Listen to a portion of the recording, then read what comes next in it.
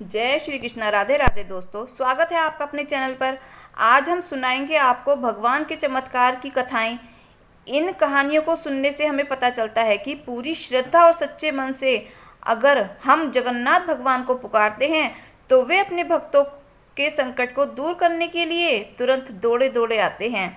उड़ीसा के पुरी में चल रही भगवान जगन्नाथ की रथ यात्रा। भगवान बलभद्र का रथ मंगलवार शाम को उड़ीसा के मंदिर पहुंच गया था, लेकिन सूर्यास्त हो जाने से सुभद्रा और भगवान जगन्नाथ का रथ रास्ते में ही रोका गया था। आगे की यात्रा यह बुधवार को सुबह 9 बजे फिर से शुरू हुई थी। बुधवार को सुबह पूजा के बाद मंदिर पहुंचाया गया। उड़ीसा मंदिर को भगवान की मौसी का घर माना जाता है, इसलिए रथ यात्रा को उड़ीसा यात्रा भी कहते हैं। यह मंदिर जगन्नाथ धाम से 300 किलोमीटर की दूरी पर है। तो अब सुनते हैं जगन्नाथ भगवान की कथा। तो प्रेम से बोलो जगन्नाथ भगवान की जय हो।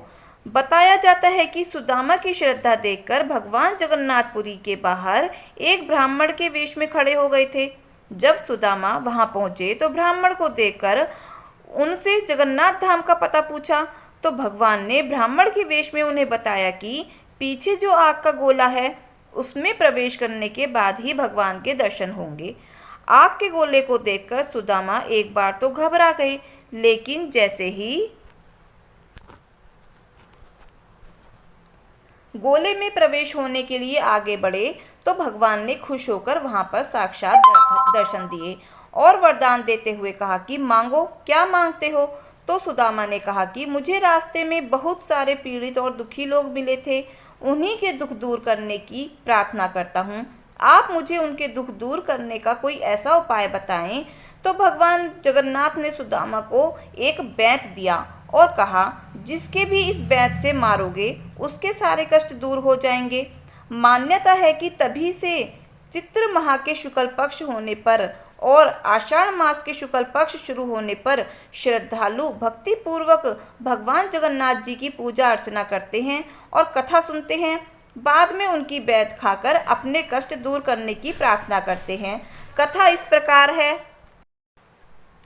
कथा भगत सालवेद की है। तो प्रेम से बोलो जगन्नाथ भगवान की जय हो। सालवेद धर्म से मुस्लिम था, लेकिन प्रभु जगन्नाथ का सबसे बड़ा भगत बन गया। भगत सालवेद के पिता मुस्लिम थे और माता ब्राह्मणी थी। सालवेद का पिता मुगल आर्मी में सैनिक थे। अपने पिता की तरह सालवेद भी मुगल आर्मी में काम करते थे। एक बार युद्ध के दौरान सालवेद पूरी तरह से घायल हो गए। सभी को लग रहा था कि जैसे वो ठीक नहीं होगा। तब सालवेद की माँ ने कहा कि बेटा, तुम प्रभु जगन्नाथ की शरण में जाओ, ठीक हो जाओगे। तो माँ के कहे अनुसार सालवेद भगवान जगन्नाथ की शरण में गए, तो जगन्नाथ के आशीर्वाद से सालवेद पूरी तरह से ठीक हो गए। इस तरह का चमत्कार देखकर सालवेद भगवान जगन्नाथ जी के बहुत ही बड़े भक्त बन गए। सालवेद जगन्नाथ जी की भक्ति में कई सारी भक्ति कविताएं भी लिखते थे। एक बार सालवेद प्रभु जगन्नाथ से मिलने के लिए पुरी गए, लेकिन मुसलमान होने की वजह से उन्हें मंदिर में प्रवेश नहीं करने दिया गया। फिर हर साल वे रथ यात्रा के दौरान पुरी जाते थे और प्रभु के दर्शन करते थे। एक बार रथ यात्रा के दिन सालवेद पूरी तरह से पुरी से बाहर थे। उनका रथ यात्रा के दौरान समय पर पहुंचना मुश्किल था, इसलिए वे सोच सोचकर चिंतित हो रहे थे कि मैं इस बार भगवान के दर्शन करने कैसे जाऊंगा।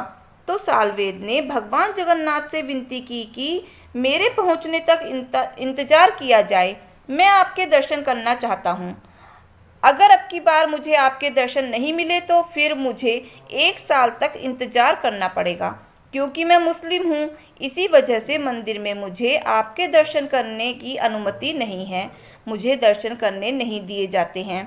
तो हे भगवान, आप कुछ भी करो और मेरे पहुँचने तक इंतजार करो।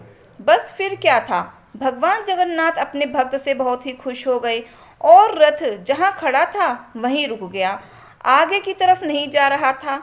लाखों भक्तों ने भगवान के रथ को आगे ले जाने के लिए बहुत कोशिश की, परंतु रथ तो टस से मस नहीं हो रहा था। सारे लोग यह सोचकर चिंतित थे कि आज ऐसा क्या हो गया जो रथ अपनी जगह से हिल भी नहीं रहा है। लेकिन जैसे ही सालवेद पुरी पहुँचे और उन्होंने भगवान के दर्शन कर लिए तो रथ अपने आप आगे चलने लगा। तो यह देखकर लोगों को बहुत ही आश्चर्य हुआ। जब लोगों को पता चला कि भगवान जगन्नाथ तो सालवेद की प्रतीक्षा कर रहे थे, तो यह जानकर सारे लोग बहुत खुश हुए और साथ ही शर्मिंदा भी हुए कि हम सालवेद को दर्शन नहीं करने देते थे।